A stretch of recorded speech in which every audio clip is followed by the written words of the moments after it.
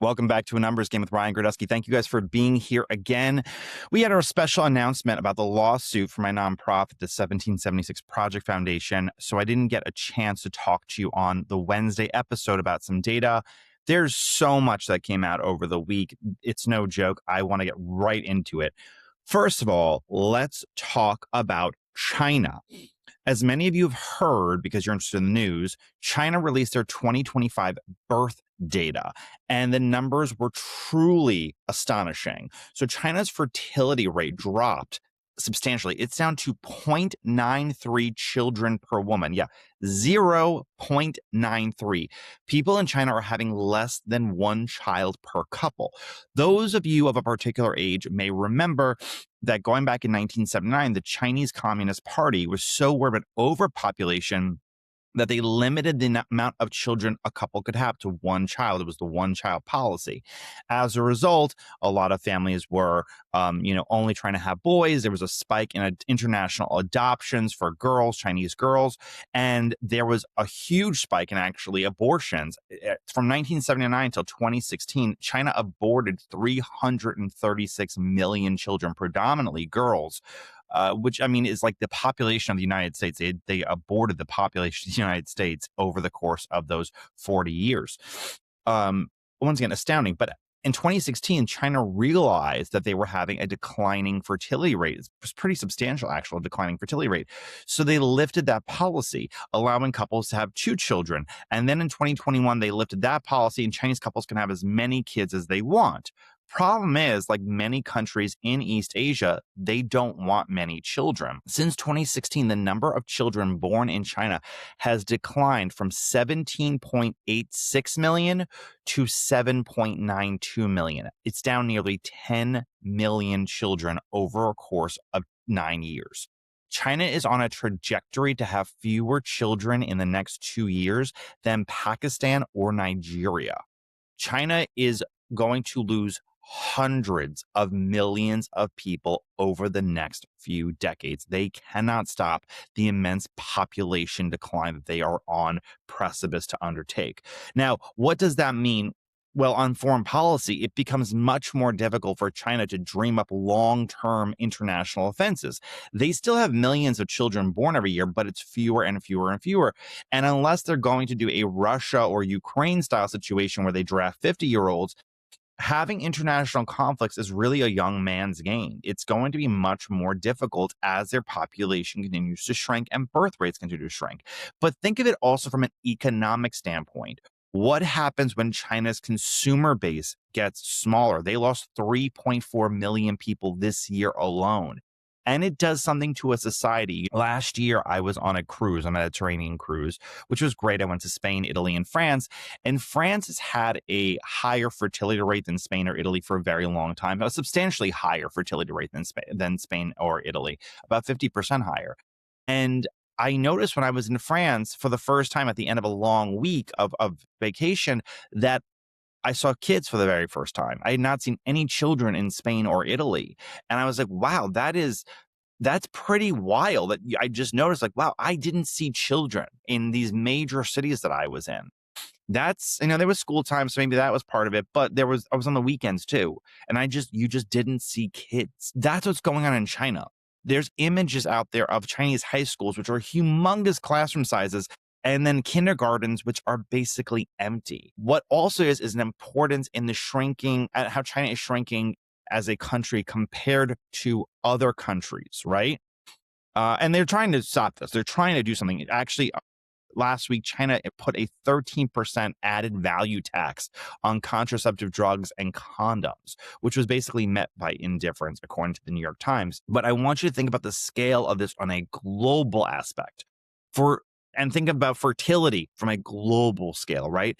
In the last 2 years, the United States has had more babies than all of the European Union for 2 years. India had more babies than North America, Europe, South America, and Australia combined.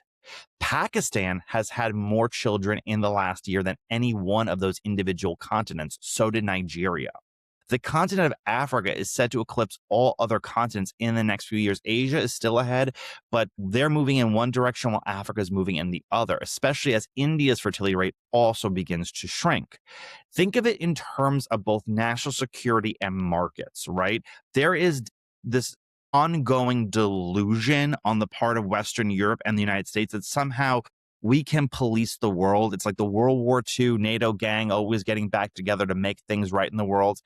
How can that happen as all of these nations, including our own, see this trend coming?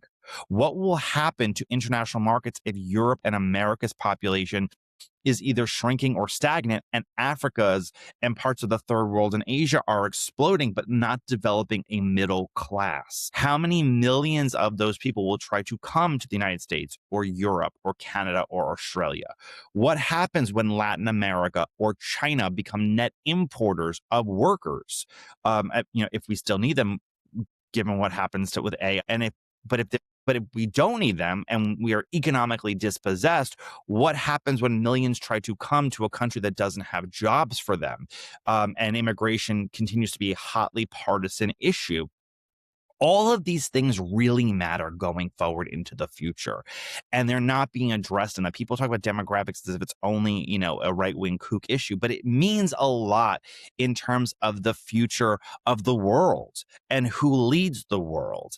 These are real fundamental questions over who's choosing and who's not choosing to have kids, especially also when you look at which countries produce the most economic success. So much of the world's greatest inventions came from the descendants of very, very, very few parts of Western Europe and East Asia. What happens when those future inventors and thinkers and economists and brilliant businessmen are never born? That's a real thing that the world is going to see. I mean, and I bring up this book all the time, but there was not Robert Putnam's book, but the question of a national IQ and a nation's IQ. It is better to be a stupid person in a smart country than a smart person in a stupid country. And there will be more people whose ancestry and lineage never invented the wheel being born than had the printing press in the year 1500. That kind of thing is going to manifest and become a bigger and bigger issue. So China is feeling it, and China's feeling the crunch. Who knows if they can reverse it? I have a hunch, and I've never proven this out. I've never looked at the data behind this, but I have a belief that the USSR used to tax childlessness. But I think a problem for Western governments possibly could have been not tying retirement and pension programs to children. In other words, saying you can obtain a full pension program if you have two children. I think that probably would have, when it started in the 1950s, that would have mitigated the issues. But who would have thought that in the 1950s, because everyone was having a ton of children? I think that that's a real reason we're seeing part of this changes, that you can obtain a pension program. There's a future taxpayer to pay for it, but as the tax base is shrinking, they're suffering from that change over time with demographics. It's kind of really big ramifications for the future. It's a really interesting data point. Okay, we have a lot more to talk to. We have new polling data that I want to dive into, and we have official census data about the last year of Joe Biden's presidency, immigration and internal migration. All that's coming up for you next. Let's start with some polling information. Two prominent polling firms came out with polls that I want to cover about the state of our country in the 2026 election. Let's start with the Emerson poll. There's not a ton of detail here from the Emerson College poll, but it does find that among Trump officials, only Marco Rubio and Scott Bessent, Treasury Secretary Scott Bessent, has a positive ratings. Rubio is up 2 points, 43 to 41% favorable to unfavorable. Bessent, who is much less well known, is 36 to 35. The poll finds that Trump's disapproval rating stands at 51%, while his favorable is at 43%. Not a horrific place to be in, not a great place to be in. My only hot take on this poll, judging by the information, this wasn't explicitly written in the poll, but I was reading through the crosstabs, It is very likely that, given the information that was there, that college-educated whites have a higher unfavorable rating of ICE than Hispanics do. Just my little caveat. The poll also finds that Democrats lead Republicans in the generic ballot in 2026 by 6 points. That's a very good lead for Democrats. Now, the poll isn't going to get much press, this Emerson poll, because the New York Times Siena poll came out the same exact day on Thursday. And New York Times Siena poll, whether they deserve it or not, is considered the gold standard for polling in the media. I mean, they do a good job, and to their credit, they're very transparent with what they put out there. So I enjoy them. A lot of other polling firms are not as transparent. So let's go through the New York Times poll. The Trump's approval rating is in bad shape in the New York Times poll. Just 40% of voters say they approve of the job he's doing, while 56% disapprove. I want to point out in this poll, 86% of Trump voters from 2024 approve of the job he's doing, 12% disapprove. So the narrative from the media that you're going to hear, and you have heard from people on CNN or from pundits or podcasters, say, I know so many Trump supporters who regret their vote. Probably you don't, because they're almost unanimously very, very favorable of how they voted and support it. The poll, I want to also point out, probably oversample sizes Democrats more than Republicans in the independent sample, because they say, which way do you lean? It's a little favorable towards Democrats. So put that as a caveat when I mention independents in this poll, how they're voting. It's slightly more Democrat than it should be. Okay. Question that they say, voters say the biggest issue facing our country is the economy, followed by immigration, President Trump, the state of our democracy, and inflation. Minority voters say the economy and inflation is a much more important issue than whites do. 40% of blacks, 37% of Latinos say the cost of living and inflation rather are more important than all other issues. Just 25% of whites say the same thing. 51% of voters say Trump's policies have made life more unaffordable for them. 24% say more affordable. 23% say they have done nothing. It's actually not as horrible, that poll, given that 47% of the poll are going to say Trump's doing a terrible job no matter what. It's not good for Trump, but it's not as horrible as I think a lot of people in the media are going to say it is. On the economy, Trump is severely underwater, negative 30 points among cost of living as the issue. The only issue Trump is doing worse on than cost of living is the Epstein files. I want you to put that into perspective. All this conversation about GDP growth and the stock market is not filtering people's day-to-day life. People had the expectation that prices were going to go down, not that just inflation was going to go down, but prices were going to go down. Trump, and I want to say that's affecting Trump on everything, right? So people have a bad taste in their mouth because of the economy. They have a bad taste because of everything, right? Basically everything. Trump is negative. This is a perfect example. Trump is negative 17 on his real Palestine conflict that he ended. There's no reason for him to be negative 17. I mean, I don't think it's a big issue for most voters, period, unless you are, Jewish or you're a raging, anti-Semite like Miss Rachel, the kids content creator. But negative 17 just shows how much people are negative to everything Trump's doing. The only issues that he's positive on is the border, which is +3, and his deportation of illegal immigrants from the U.S. He's also +3 on that. I want to point out, in this poll, they ask the question of deportation several different ways. They ask about ICE, and then they ask about deportations as an idea. Deportations as an idea is still overwhelmingly favorable. The idea of Trump deporting illegal aliens is overwhelmingly favorable, 50 to 47, in a poll that he is negative 16 on. They don't like ICE. They don't like mass agents. They obviously don't like what happened in Minneapolis. There is a difference between people being full open borders, which is what the media is going to sell you on, and not liking negative images on social media and in the media. So there's two very different things. If Democrats take this approach that, oh, look, they don't like ICE, therefore, let's go back to Joe Biden, open the borders, flood the country, they're wrong.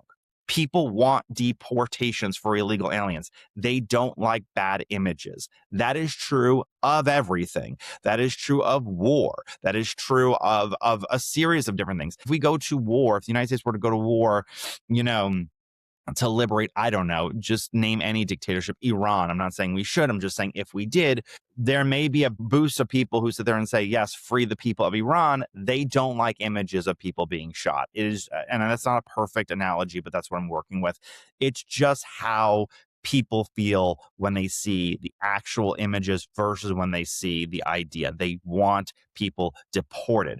The two issues Republican voters are the most enthusiastic by, according to the New York Times Siena poll: deportations and the border. Interesting question in this poll that was also asked that is not going to get any media coverage at all, but I want to just mention it because it is a good data set about how we view us as people. They asked voters who didn't have children, do you want to have kids in the future? 46%, and I want to put a point at almost everyone over the age of 45 said no. So let's take that as a caveat. 46% of Republicans said yes. 43% of Trump supporters said yes, they would like to have children in the future. That's a plus 15 among Republicans compared to those who said no. Among Kamala Harris voters, 47% said no, 25% yes, negative 22 points. Among Democrats, 29% yes, said yes, 39% said no.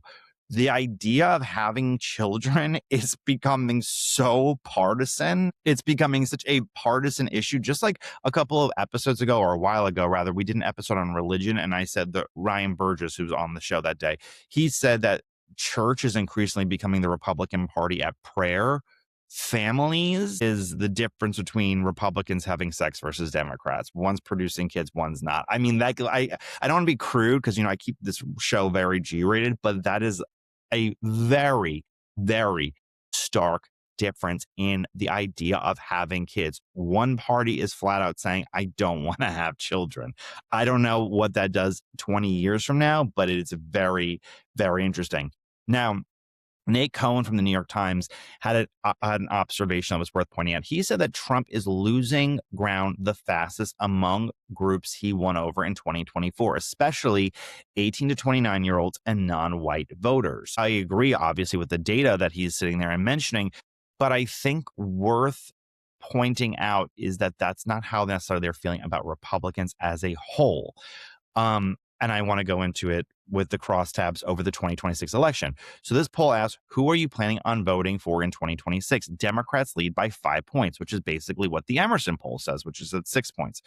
Democrats dominate among women by 16 points, voters under 30 by 27 points, those between 30 to 44, my demographic, by 12 points, whites with a college degree by 21 points, and independents by 15 points. Once again, remember, poll slightly oversamples Democrats the independent number, but that's okay. Excuse a little liberal. Interesting, though, among Latinos, Democrats hold a 16-point advantage, which is much closer to Trump's number in 2024 than Democrats' number in 2018. Among Blacks, it's positive 53. Also, closer to Trump's number in 2024 than Democrats' number in 2018, or 2016 for that matter. 89% of Trump supporters say they plan on voting for the Republican in 2026. 92% of Harris supporters say they plan on voting for the Democrat in 2026. All that's basically unchanged. Where this infusion of new support for Democrats really comes from, there's an enthusiasm gap clearly, but what this big number comes from are people who didn't vote at all. Among people who did not vote in 2024, they favored Democrats by 15 points. Though, and I hate to be that person who sits there and says, oh, this polling is incorrect. The one thing that I have a little issue with is that the poll found that 20% of the electorate is going to be people who didn't vote in the presidential election. I think that's a little high, my own personal opinion, but that's whatever. Okay, that's the poll. I only say, everyone's like, oh, I don't believe polling, but we all love polls. At least we find them interesting. And I want to say that we should watch the trajectory of how that changes over time. If Trump can claw back to 45 or 46% in the poll, up 5 or 6 points, that is going to look very good for Republicans going in the midterms. They could probably claw back 2 or 3 points because they're not nearly as far down as Trump is. The idea of a generic Republican is still more exciting than a generic Democrat, than Trump is. And the margin between Democrats and Republicans is not that bad. It could be a lot worse. And if Trump gets up 5 points, Republicans will probably claw back 1 or 2 or 3 points, and then they'll be in a much better place for heavily competitive seats. Okay. Last other story before we go to Ask Me Anything is the Census finally released their data for the 2024 year. It takes the census a very long time to finish data, so we're always behind by a year and a half. In 2024, they found that 24 states had a net decline in population among Americans. That means more Americans moved out of those states than moved in them. Those states include New York, Pennsylvania, New Jersey, Connecticut, Massachusetts, Illinois, Michigan, Iowa, Minnesota, Louisiana, Nebraska, New Mexico, California, Oregon, and Washington. Lots of big blue states. Among states that Trump won from 2024, only Pennsylvania, Michigan, Ohio, Iowa, Nebraska, Kansas, North Dakota, Louisiana, Mississippi, and Alaska lost Americans. I know that's like a lot, but it's relatively not when you look at how many of those states Democrats lost. Overwhelmingly, Republicans continue to migrate to red states and 2 states that Donald Trump won. The only states that Kamala Harris won that saw an increasing population of Americans moving there: New Hampshire, Maine, Delaware, Virginia, Colorado. I'm trying to look if I missed anything. Colorado, Virginia, Delaware, New Hampshire, and Maine. That's it. That's not great for Democrats, especially as we go into 25. So those states that saw a net decline among American population didn't see a net decline among overall population, most of them. Why? Immigration, legal and illegal. I need to point out to everybody who sits there and starts talking about illegal immigration, no, it was also very much legal immigration. According to the census, 2,552,193 immigrants moved to the U.S. in 2024. That is bigger than many states in this country, 2.55 million. The states that saw the most immigrants come to them: number 1, Texas, 319,607. Number 2, California, 306,867. Number 3, Florida, 299,000. Number 4, New York, 169,500. And lastly, Illinois with 95,550.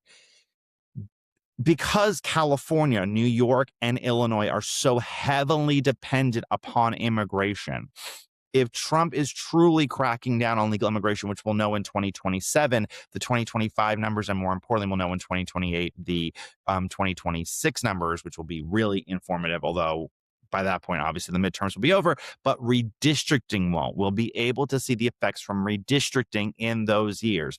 If those numbers decline, I expect to see some level of population loss or stagnation among those big blue states, especially Illinois, which I think's population would crater if we crack down on immigration, and especially illegal immigration.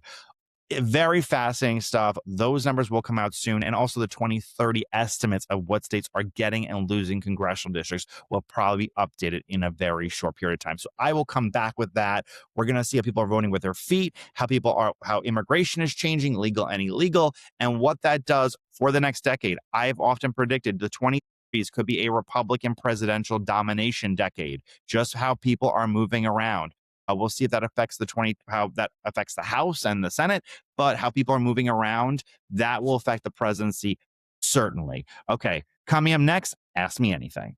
Now it's time for the Ask Me Anything segment. If you want a part of the Ask Me Anything segment, email me Ryan@numbersgamepodcast.com. That's Ryan at numbersgamepodcast.com. I love getting your emails. First question is, Ryan, love your podcast, found out through Ann Coulter, whom I love. I think Ann's coming back on the podcast, by the way. She said that she was interested. Italian guy here from the mother country, Brooklyn, now LA. In your podcast on January 19th, you mentioned California and Minnesota, how they could lose House seats in 2032. Theoretically, you are correct. Practically, if we lose the 2028 presidential election and the House in 2026, there's nothing to stop the demon rats. That's a very boomer term. The demon rats from reopening the floodgates. So tell me, how do we survive? How can California turn red once it was in the 1980s? Cheers, Tommaso. Tommaso, great question. So Democrats win the presidency in 2028. Let's say it's Gavin Newsom or whomever. They would have basically a year and a half. The way it works is also they have congressional budgeting. So a lot of it, I mean, they will stop the enforcement measures, but it would.